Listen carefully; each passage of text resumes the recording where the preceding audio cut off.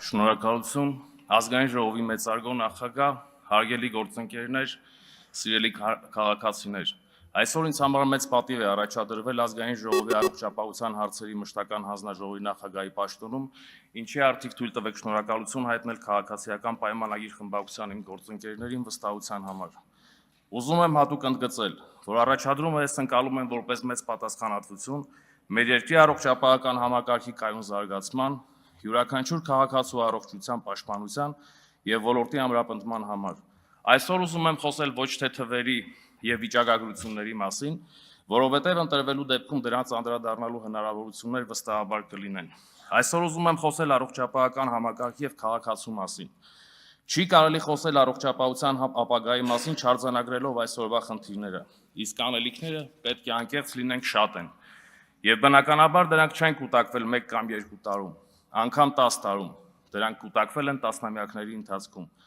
Տարիներ շարունակ մեր առողջապահական համակարգը զարգացել է անհավասար, հաճախ առանց բավարար ներդրումների եւ ռազմավարական հետեւողականության։ Արդյունքում մենք ժառանգել ենք ենթակառուցվածքներ, որոնք շատ դեպքերում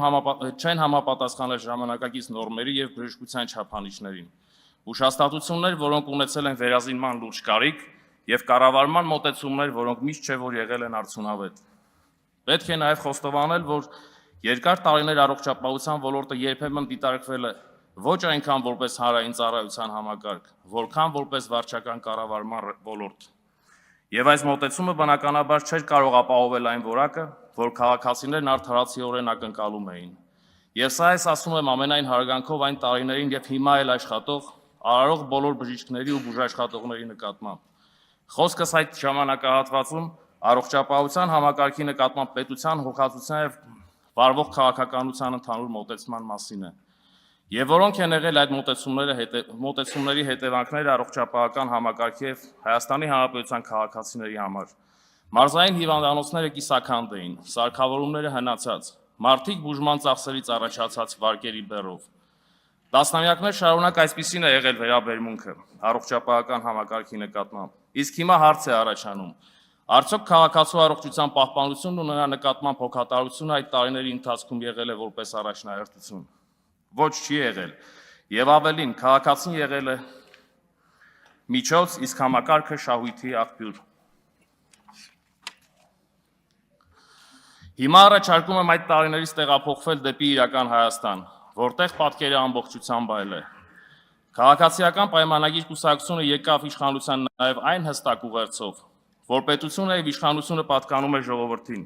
իսկ ֆիզիկական եւ հոգեկան առողջության իրավունքը սահմանադրական իրավունք է, ոչ թե շքեղություն։ Եվ հենց այս մոտեցման արդյունքում ներդրվեց առողջության համընդհանուր ապահովագրման համակարգը։ Եվ ուզում եմ շեշտել, որ համակարգի ներդրումը հստակ քաղաքական կամքի թելադրանք է, ոչ թե կարգախոս,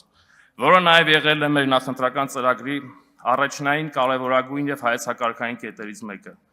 Մերօրյա Հայաստանում անհրաժեշտ չէ, որ քաղաքացին վաճառի իր ամբողջ գույքը բուժում ստանալու համար, որովհետև պետությունը կանգնած է քաղաքացու կողքին։ Որոշ ժամանակ առաջ բժշկական կենտրոնները, հատկապես մարզային բժշկական հաստատությունները, պարզապես գոյատևում էին, իսկ այսօր դրանք վերանորոգվում, հիմնանորոգվում եւ վերազինվում են։ Վստահ եմ կհիշեք նաեւ, որ Հայաստանի Հանրապետությունը երկար տարիներ բժշկական տեխնոլոգիաների հագեցվածության առումով զիջում էր տարածաշրջանում։ Այսօր ունենք արդեն ռոբոտային վիրաբուժություն եւ բարձր ճշգրտությամբ սարքավորումներ։ Եվ ուզում եմ նաեւ փաստենք, որ սա պարզապես տեխնիկական առաջընթաց չէ, սա պետական մտածողություն է եւ վերաբերմունքի փոփոխություն է համակարգի նկատմամբ։ Իսկ այդ վերաբերմունքն ինչպես է արտահայտվում։ Եթե նախկինում մարդկանց ասում էին, որ դուք եք հարմարվելու համակարգին, այսօր մենք ասում ենք, որ համակարգը հարմարեցնում ենք քաղաքացուն առավելագույն արդյունքի համար։ Ուզում եմ նաեւ հիշենք, որ ոչ վաղ անցյալում պետությանը ծառայում էին վերևից ներքև, որտեղ վերևում իրականությունից կտրված արտոնյալներն էին, իսկ ներքևում փոփոխությունների սպասող ժողովուրդը։ Եվ այդ իմաստով առողջապահության ոլորտը եւ համակարգը չէին կարող բացառություն լինել եւ չեն եղել։ Այսօրվա Հայաստանում մենք ծառայում ենք ժողովրդին առանց վերևի ներքևի, որովհետեւ հիմքում մարդն է, քաղաքացին է եւ ընտանիքը։ Եվ սա է տարբերությունը, հարգելի հայրենակիցներ։ Այսօր որոշ քաղաքական ուժեր իրենց ձևով փորձում են պայքարել հենց այս մտածողության դեմ։ Եվ մեր համար մեկ խնդիրն է թույլ չտալ, որ Հայաստանի Հանրապետության քաղաքացիներին օգտագործեն որպես ռեսուրս, պայքարելու հենց այն գաղափարախոսությունների եւ հայեցակարգերի դեմ, որը ծառայում է մեր պետության եւ քաղաքացիների շահերին։ Անդրադառնալով համընդհանուր ապահովագրության ներդրմանը պետք է փաստենք նաեւ, որ օրենքի հիմնական նպատակն է ապահովել մարդու առողջության պահպանման սահմանադրական իրավունքի իրացումը, այսինքն ապահովել Հայաստանի Հանրապետության առողջապահության համակարգի կայունությունը, բարելավել բնակչության առողջության եւ դրա հետ կապված այլ ցուցանիշներ, ինչպես նաեւ նվազեցնել հիվանդացության մահացության ցուցանիշները, աջակցել Հայաստանի Հանրապետությունում սոցիալական համերաշխության միջավայրի ձևավորմանը, նպաստել բնակչության առողջապահական կարիքների բավարարմանը, բարձրացնել բժշկական օգնության եւ ծառայությունների սպասարկման որակը, այդ թվում ֆինանսական հասանելիության աստիճանը։ Ինչպես ցանկացած մեծ փոփոխության դեպքում, այս դեպքում եւս չենք կարող խուսափել օրենքի ընդունման արդյունքում առաջացած խնդիրներից, եւ կարծում եմ, որ սա շատ բնական երևույթ է, որ ցանկացած փոփոխությանը հետևում են նաեւ գործարկման արդյունքում առաջացած խնդիրները։ Եվ մեր մանդատը որպես հանձնաժողով այս հարցում պետք է լինի սերտ եւ ամենօրյա համագործակցությունը գործադիր իշխանության մեր գործընկերների հետ, առարկայական եւ հետեւողականորեն արձագանքելով առաջացած խնդիրներին, բացահայտելու եւ հասցեագրելու դրանք եւ փորձել գտնել լուծման հնարավոր տարբերակներ, իհարկե չմոռանալով մեր առաջնային մանդատի խորհրդարանական վերահսկողության մասին։ Չնայած օրենքի ընդունումից անցել է կարճ ժամանակ եւ հերթական գումարման ավարտին մնացել են հաշված նիստեր, այնուամենայնիվ համընդհանուր ապահովագրության խնդիրների բացահայտումն ու դրանց կարգավորումը առաջնային փուլում գտնում եմ խիստ կարևոր։ Եվ սա կապահովի անհատական եւ արժանապատիվ մոտեցում մարդակենտրոն առողջապահության ամբողջական եւ անընդհատ զարգացող ներդրման գաղափարներով։ Այսօր առողջապահության պետական ֆինանսավորումը տարեցտարի աճում է, անվճար, եւ որոշ դեպքերում համավճարով բուժօգնություն ստացող քաղաքացիների շրջանակը էականորեն ընդլայնվել է, եւ ընդլայնվել են նաեւ առաջարկվող ծառայությունների տեսակներն ու ծավալները։ Էապես փոխվել է նաեւ առաջարկվող ծառայությունների մատուցման որակը։ Իսկ սոցիալական խոցելի խմբերի բժշկական ծառայություններ ստանալն այլևս ողորմություն չէ, այլ օրենքով ամրագրված իրավունք, եւ սա քաղաքացիների ընտրության արդյունքում է։ Եվ որքան էլ որոշ քաղաքական խմբեր կամ նրանց ածանցյալներ փորձեն նսեմացնել մեծ եւ փոքր ռեֆորմները եւ որակեն դրանք որպես ձախողում,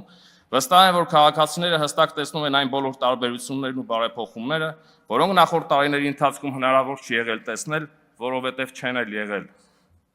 Հարգելի գործընկերներ եւ սիրելի քաղաքացիներ, քանի որ այսօր առաջադրվել եմ առողջապահության մշտական հանձնաժողովի նախագահի պաշտոնում, ուզում եմ նաեւ շատ կարճ ներկայացնել իմ պատկերացմամբ հայեցակարգային այն կարևոր կետերը, որոնք իմ ընկալմամբ առաջնային են առողջապահության համակարգում։ Դրանցից առաջինի մասին ըստ էության խոսեցի արդեն։ Դա մարդակենտրոն առողջապահությունն է, որի կարևորագույն մեխը համընդհանուր ապահովագրությունն արդեն իսկ ներդրված է։ Եվ հիմա հետևողականորեն որպես հանձնաժողով պետք է աշխատենք այս համատեքստում խնդիրների արագ արձագանքմանը։ Երկրորդ կարևոր կետը, ինչի շուրջ ցանկանում եմ խոսել, դա մասնակցային կառավարմանն է վերաբերվում։ Որոշումների որակը եւ լեգիտիմությունը բարձրացնելու համար ըստ իս կարևոր է շահագրգիռ կողմերի ներգրավվածությունը։ Առողջապահական քաղաքականության մշակման եւ որոշումների կայացման գործընթացում գտնում եմ, որ պետք է ներգրավված լինեն ոչ միայն պետական մարմինները, այլև տարբեր համայնքային մասնագետներ, հատկապես բուժաշխատողներ, ինչպես նաեւ քաղաքացիական հասարակությունը։ Մասնակցային կառավարումը առողջապահության ոլորտում դիտարկվում է որպես արդյունավետ կառավարման գործիք, ոչ թե որպես ձևական պահանջ։ Միաժամանակ այս համատեքստում կարևոր է ապահովել կայուն երկխոսության հարթակներ, հանրային լսումների, փորձագիտական քննարկումների եւ հետադարձ կապի մեխանիզմների միջոցով, որպեսզի քաղաքական որոշումները ձևավորվեն իրական կարիքների եւ տվյալների հիման վրա։ Գործընթացների թափանցիկությունը եւ հստակ հաշվետվությունները նպաստում են հանրային վստահության ամրապնդմանը եւ ձևավորում են համատեղ պատասխանատվություն առողջապահական բարեփոխումների եւ դրանց արդյունքների համար։ Այս տրամաբանությամբ կառուցված մասնակցային կառավարումը կարող է էապես բարձրացնել ինչպես որոշումների որակը, այնպես էլ գործնական կիրառությունն ու արդյունավետությունը։ Եվ կարծում եմ, որ այս մոտեցումը եւ օրենսդիր եւ գործադիր իշխանությունների համար պետք է լինի բնութագրիչ, եւ այս երկխոսության կայուն զարգացումը լինելու է իմ աշխատանքային առաջնահերթություններից։ Երրորդ հայեցակարգային կետը, ինչի մասին ցանկանում եմ խոսել, դա արդյունավետ քաղաքականությունն ու համարժեք կառավարումն է։ Առողջապահության ոլորտում մեր հաջողությունը մեծապես